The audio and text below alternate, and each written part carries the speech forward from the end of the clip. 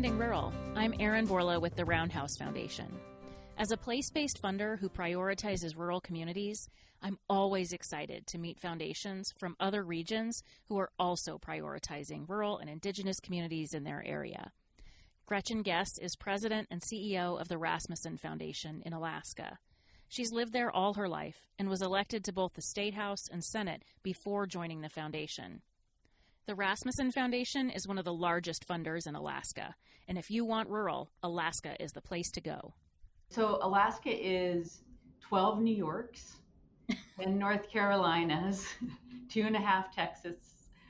It's very big, and we would consider the entire state rural. I think most people would.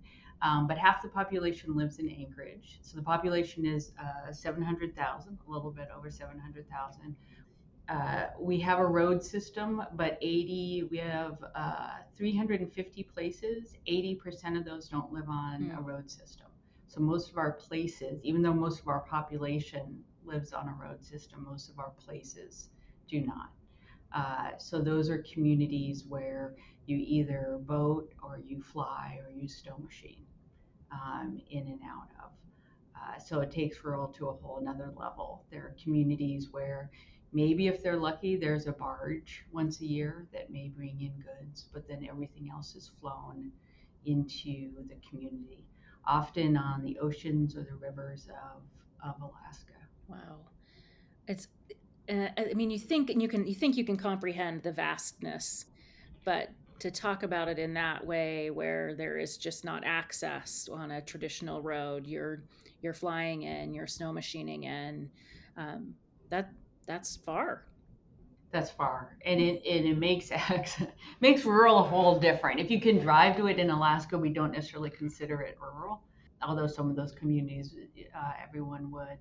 It is, and it brings a resilience to the people and a community that's just wonderful and lovely and steeped in indigenous culture.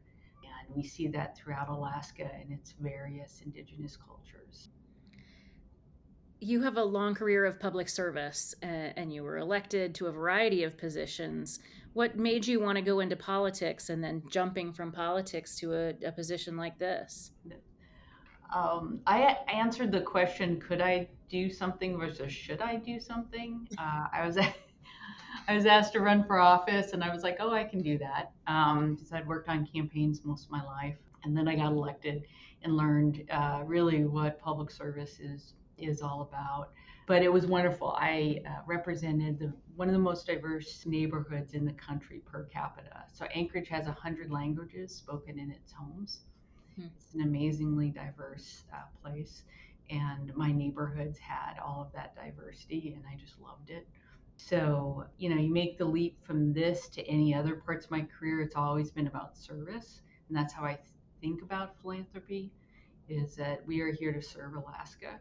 It's not about us. It's about the folks on the ground doing the work, improving their communities, and we just get to walk alongside them in their work. We work a lot with government officials, whether they're at the federal or the state or the local level, and clearly that's something that's important to you, to be able to highlight those stories of the folks on the ground. Where do you find the most friction, I suppose, or so where is it challenging, and then where do you really see success in trying to work with policymakers to say, hey, this is what we're hearing in philanthropy, and how do you find those relationships, and where do you find success? Well, Alaska is great. I think like any rural place, we all know each other. It's a 1 degree of separation, and I think that makes it easier to get things done. We all know each other. We all have a love for those places. I think when I'm working with national folks, it's really understanding what rural is. Just even take the recent public media rescission that occurred. That is our emergency management system here. Like, we're not talking about NPR and PBS. We're talking about tsunami warnings. Alaska is the only state that the FCC waives, so you can do personal messages on public media. So when someone's missing, they've gone out hunting and they're missing, that goes out over the airways. Public media in Alaska saves people. But folks don't, if they don't really understand what rural means, and they don't understand what rural Alaska means. So a lot of my work nationally is translating and trying to find those stories and connections that we don't have internet everywhere. We had our internet cable get cut 2.5 years ago, and so there was a swath of western and northern Alaska who had no internet for 6 months, because the ice cut the cable under the water. So the understanding of that not everything you have in an urban place you have in a rural place, and a lot of that translation, and that it's just more expensive to keep rural communities going. But rural communities is what provides us in the lower 48, provides us our food, right? Mhm. In Alaska, it provides us our natural resources. It also provides our fish and all of that. That there's a part of, yes, it's cheaper to provide things in an urban setting, but we are more in America, we're more in Alaska than our urban settings. So I think making those translations, and then trying to get people out. In a couple weeks will be our grant makers tour. So we take national funders and we'll take them out in Alaska to try to see and hear people's stories about what's going on, what help do they need. On the federal level, one of the things that we're really running into, besides just the the change in direction, is things are so formula. And I would ask you this, Aaron, because you do such great work in rural. Things are such formulaic that it will take a community 5 years of their HUD funding to get $500,000 to build one home in rural Alaska, right? So just the having every little amount of federal funds have its own formula and its own reporting, and you only can use it for this, I think misses the boat on what is a community priority, what are community needs, how do we use our funding for those.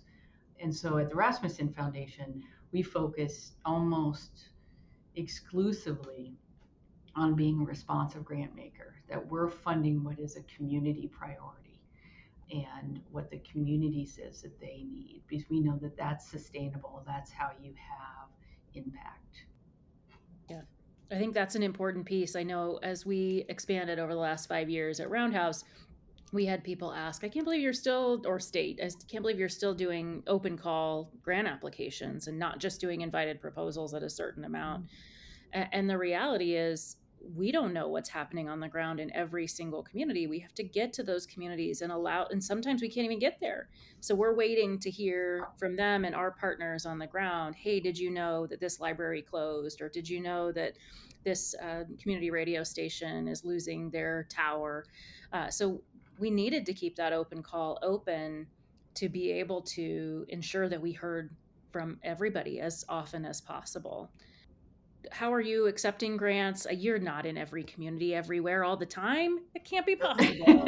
You do that work. No, but we were last year. We were 50 communities. That's pretty Uh, darn close. yeah, and I think I've been in, I don't know, maybe 12 so far, just myself. So we do a lot of travel. We have a, hey, if you have an idea, just call us approach. We're very high touch. We actually have open bookings for our program officers. You can go online and book time with a program officer and just talk to them about an idea.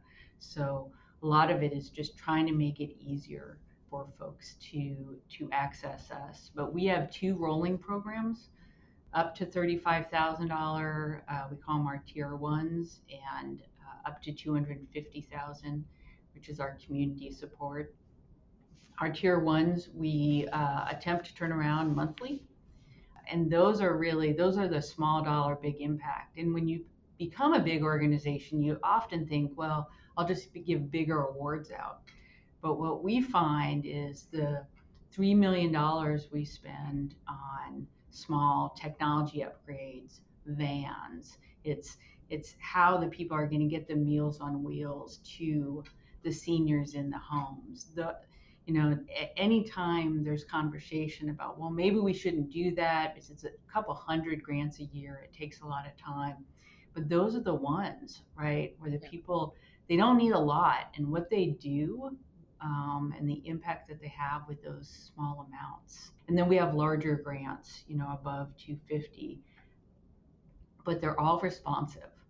And we're a strong believer that if we can make it easier for people to access us, even if we're not in community, then they know, hey, maybe we should talk to Rasmuson about a grant.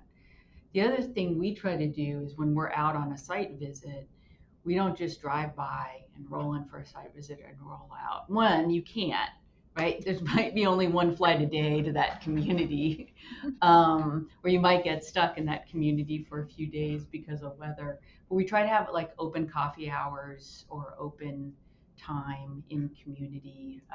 My board and myself go on community conversations 4 to 6 times a year. We just go and we're in community for a few days, visiting grantees, having receptions. So just a lot of different ways of how do you get out in big rural spaces. Yeah. No, I think that's really innovative. You talked about the Grant Makers Tour, which I think we get asked a lot, just in general when we talk about rural, because we talk about, especially national funders, like get closer to it. How do you get closer to rural places? Hard to hate up close, right? How do you get next to those folks and get in that community and really understand it? And it's hard to do that if you're based in Chicago or New York or Atlanta. You can't be everywhere. So you offer this tour. What's the expectation of funders that come on a tour? Um, is it just a cool? I get a chance to go to Alaska. Lucky me. And how do you set those tours up? What are the expectations ahead of time? My predecessor started them, and I've been adjusting the last few years on them. I think the value of the tour is not, hey, we expect you to give money next year or right away. We all know all of our organizations have processes for grants. My goal is to have people who either are doing grant making in Alaska or should be doing grant making in Alaska or are interested in grant making in Alaska come and join us and understand Alaska a little bit better. So when they're in their entire career thinking about places, they don't get overwhelmed.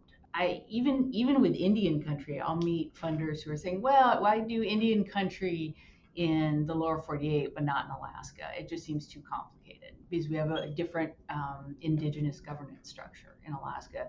So a lot of it is breaking down those barriers, having people really understand what rural is, how to access, being able to invest, also being able to see the beauty in rural, that really it's the same two people everywhere, right? So if you want to get something done, if you have a theory of change, like, man, go to rural. Yeah. Like they'll just get it done. And pilot something. If you pilot something in rural and it works, you can make it work anywhere. So we try to focus on that and on really just knowledge and access. And then we are staffed to support people who want to fund in Alaska. So that is an expectation of our board. Sometimes it's someone's coming up and just needs to know, where do I stay in Cordova, Alaska? Okay. The reluctant fisherman is where you go. And sometimes it's, hey, we're looking for people that are working in maternal health and, what do you know about organizations? Or we got a grant from this place, but this doesn't really make sense. Can you help us interpret what's going on? So we also see ourselves as a resource to non-Alaskan funding in Alaska. And I think that's just important when you have such a big, vast, diverse place that doesn't have a lot of philanthropy in it. So you did not come from philanthropy. You have this very diverse background, doing a lot of public service. I love that you talk about the importance of service. How have you found the philanthropic landscape and being able to share initiatives that you're working on? What are things that philanthropy is doing really well? Where do you wish, man, I think we could do this slightly better, if only? The amount of intellectual caring, just the deep caring about people and place and whatever philanthropy is focused on is wonderful. I mean, it is very mission driven. You can disagree with someone's maybe mission at their foundation, but the people that are doing the work are very mission driven, which I think is wonderful. And I have found the community very accepting, and being able to have these conversations like I'm having with you today, finding other people that you're like, oh, hold it, how do you guys do this, and how do you, very open and sharing. Well, you don't necessarily find that in other industries where organizations that are much bigger than yours or maybe much more prestigious. Those folks will still be like, oh yeah, I'll share this with you. Let me show you how we're doing it, and what are you guys thinking about? So I have felt it a very welcoming community, both on the family philanthropy side and on the philanthropic side.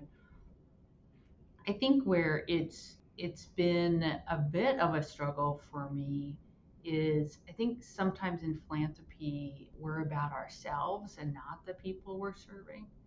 It's about our own theories of change versus will that really work in a community? We are very community led. I am very community led. And I think we could be more, even in proactive philanthropic work, of why don't you just go sit and be in community for a bit? Be at the coffee shop on the block, or fly into community, and doing things with community instead of to community. Sometimes it still feels a little bit like we're doing things to community instead of with them. Not all, but I'm noticing a shift. But we think a lot of ourselves in philanthropy. That was a bit of a shock. Uh, and we're only important because people on the ground doing the work. That I mean, they're really the ones that are important, and I think our job is to lift them up and support them, and find those folks that are just making a huge difference, and what can we do to help them move forward. Yeah. So I'm hoping philanthropy starts kind of going this way, and when I run into folks that do rural, I find that they're a lot similar, because we all know that in rural spaces, you can have all the money in the world, but if you don't have a few folks on the ground, and if that's not really what a community wants, it's not gonna work. So it's been interesting. It's been an interesting change. I never knew much about the sector before. I think the way you phrased it as being very intellectual, I think is a really strong way to say that. And where I've struggled is taking that intellectual moment and the transitioning that to action on the ground, because you're exactly right. We can have all these resources, but if we don't have a way to apply it or implement it, same with government funding, right? If it's all set up, you can have the best policy that's ever written, but if it's not applicable or not, you can't get it done on the ground, it's not going to do any good. Yeah, and it's hard to say because, as you said, you can't be everywhere at once. Yeah. But I think we can be open and trusting of what communities think. When you've run into one of those leaders, when a community is behind something. I mean, it is obvious, and if maybe we can think about our work a little less intellectual and more like, oh, these guys got it. Like, let Yeah. let me support. And for us, because we come from a banking background, and Elmer and his son Ed after him, they would do banking deals on a handshake. It was all about the leader, and so that thread runs through us. Where if there's a good leader, there's a woman, Michelle DeWitt in Bethel, Alaska. If Michelle says she's going to get something done, and my board will say it too. It's like, oh, Michelle's doing it. Okay, it doesn't matter what Michelle's doing. She put up permanent supportive housing in 12 months in western Alaska, where the ground is frozen most of the year, without even putting a shovel in the ground, because she's one of those leaders that is going to get it done. So I think when we find those people, can we be a little bit more flexible? How many constraints are we putting on people? What kind of reporting? Do we really need all those data? or are we just like we're so curious that we want them all? And are we thinking about our impact to our grantees who are one and two person shops? I think there's some reflective work to do for the sector. Alaska has a huge population of Indigenous folks. Roundhouse is really committed to finding ways to support and empower Indigenous communities here in this region. There is very limited capital going to Indigenous causes, particularly from philanthropy.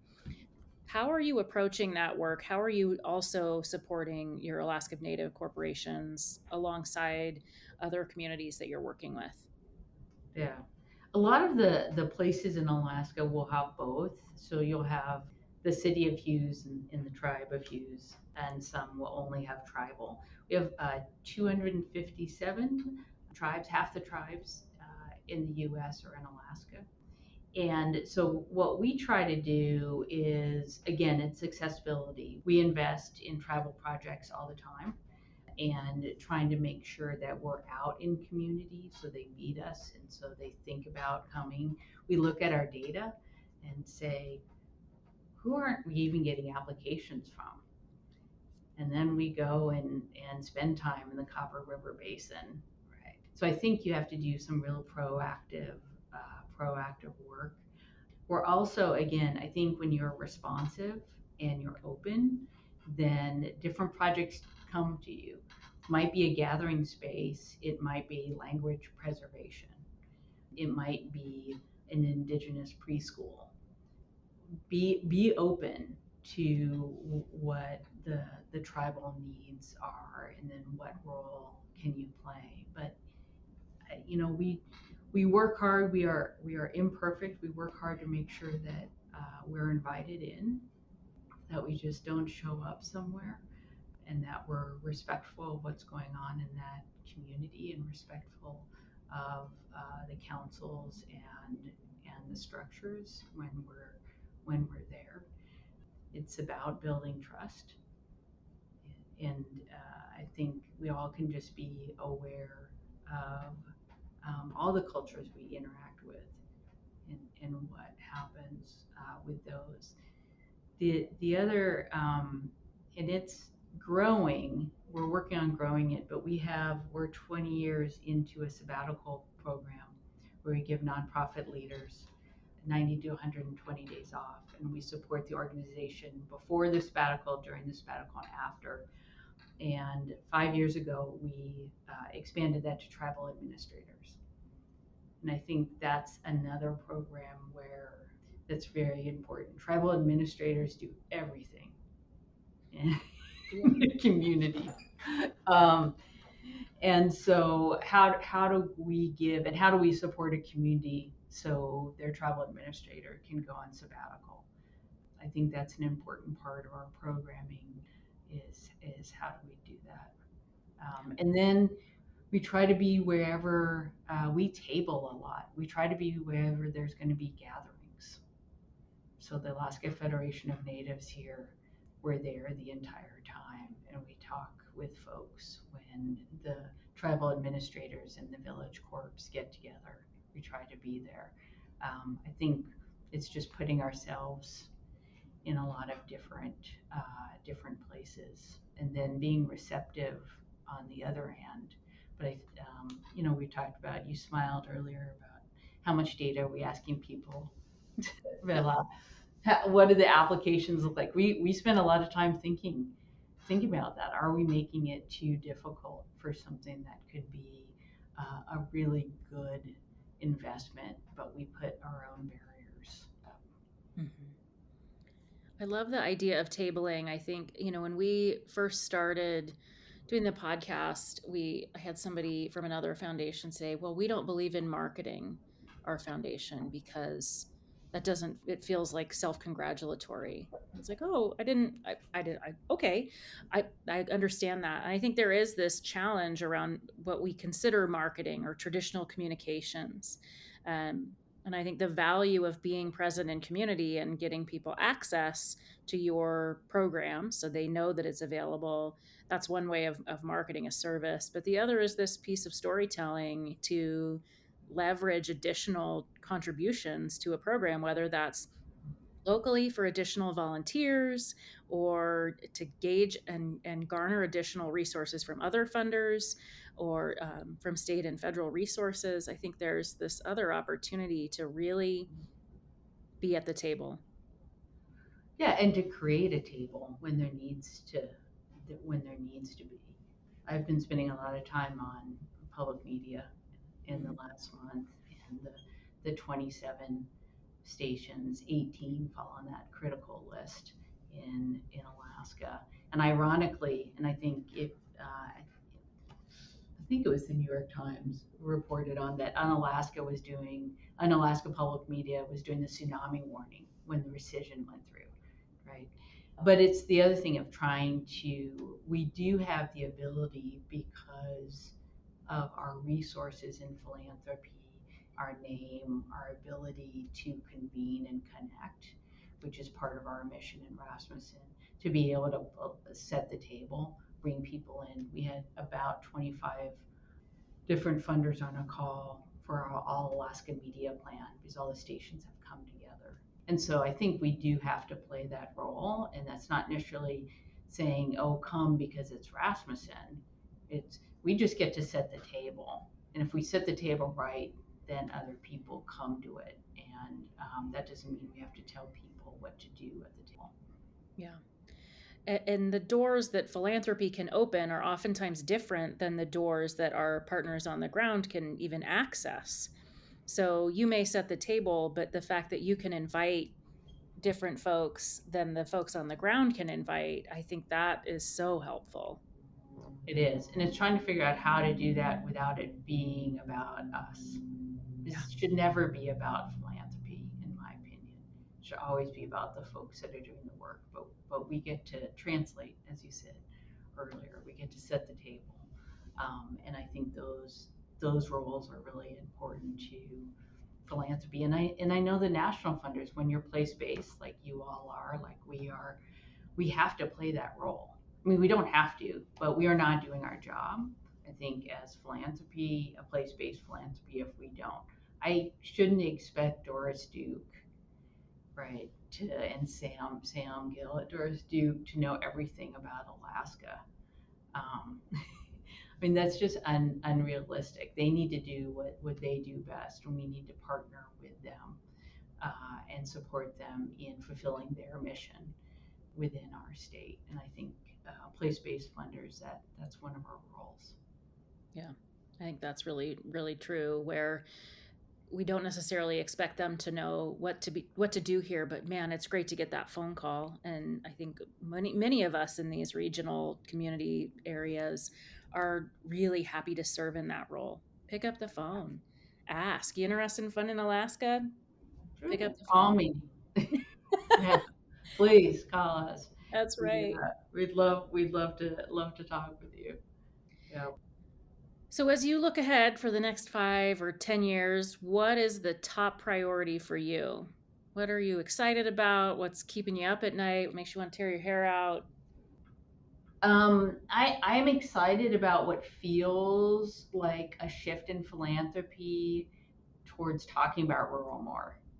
You and I are both part of some different groups that are talking about it, and I think some larger organizations want to, and they want to figure it out. So I'm excited to think about how do we get more dollars into rural from philanthropy? How do we make it easier? How do we have people just see the inherent benefit of funding rural versus just being intimidated by it or not understanding how to do it? I think we're really in a moment of time within philanthropy where the the culture and the resilience and what you can do in rural and the importance of rural is standing up.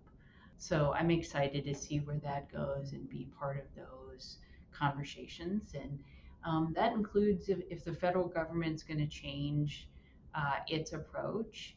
We all know that government doesn't work perfectly and wasn't working perfectly for rural. So let's be at the table on what could be better. To me, let's seize the opportunities of the day, and can we get back to more local control, community driven? even with our federal funds. I think, what keeps me up at night, Alaska gets more federal funds per capita than anywhere in the nation. We're a young state that hasn't had hundreds of years of infrastructure. Again, we have places without water, without sewer. So, what's that going to look like? Uh, we are one of just a handful of philanthropies in Alaska, and we're the largest by, you know, 20-fold. So, how do we navigate how we help the state? What our role is what keeps me up at night. What's my role as a leader in the state? How are we going to navigate these times? But the nice thing is, it's Alaska, and we're always going to do it. We're resilient. We're going to figure it out. Yeah. Yeah. It's been such a gift to get to know you over even just the past few months. I think we ran into each other almost on accident. I was in Alaska for a conference, and you were there, and it's like, oh, we've crossed emails, and oh, we should. And here we are, and I just have so appreciated all of your work, even today. Like, oh, I'm going to follow up and learn about these two other projects you mentioned, because that's something that we can offer here. And so we can learn so much from one another just spending time together. And I really appreciate you taking time today to share what you're working on and really talk about Alaska, because I do think we often talk about rural, but Alaska is a different rural. It's a different rural, but we all have the same barriers and the same love and the same people. So.